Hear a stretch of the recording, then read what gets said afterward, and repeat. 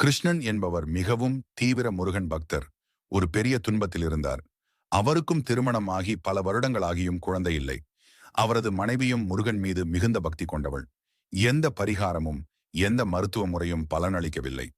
கடைசி நம்பிக்கையாக இருவருக்கும் முருகனிடம் வந்தார்கள். இனி முருகன்தான் வழிகாட்ட வேண்டும் என்று.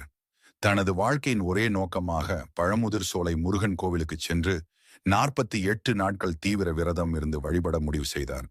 அவர்கள் தினமும் காலையில் புனித நீராடி முருகனுக்கு அபிஷேகம் செய்து கந்த சஷ்டி கவசம் பாடி உண்ணா நோன்பும் இருந்து வழிபடார்கள். 48 நாட்கள் முடியும் நேரத்தில் கிருஷ்ணன் மிகவும் மன அழுத்தத்துடன் முருகன் சந்நிதியில் முழுமையாக சரணாகதி அடைந்தார். முருகா, நீயே எனக்கு ஒரு வழி காட்ட வேண்டும். உன்னால் மட்டுமே இது முடியும்.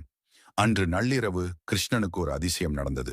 அவர் கனவில் முருகப்பெருமான் தோன்றி, குழந்தை வரம் கிடைக்கும், உன் மனதில் எந்த சந்தேகமும் வேண்டாம், என்னுடைய அருள் உன் வீட்டில் மலரப்போகிறது என்று அருளினார். அடுத்த மாதமே கிருஷ்ணனின் மனைவி கர்ப்பவதியானார். 10 மாதங்களுக்கு பிறகு ஒரு அழகான ஆண் குழந்தை பிறந்தது. குழந்தையின் பிறந்த நாளே திருக்கார்த்திகை திருவிழா அன்று.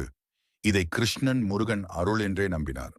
அந்த குழந்தையின் பெயர் கந்தவேல் என்று வைத்தார்கள். நம்மிடம் நம்பிக்கையும் முருகனிடம் முழுமையான சரணாகதியும் இருந்தால் அதிசயம் நேரத்தோடு நம்மை தேடி வரும். முருகன் பக்தர்களுக்கு ஒரு தாமதமும் இல்லை, தோல்வியும் இல்லை. முருகன் திருவடி சரணம்.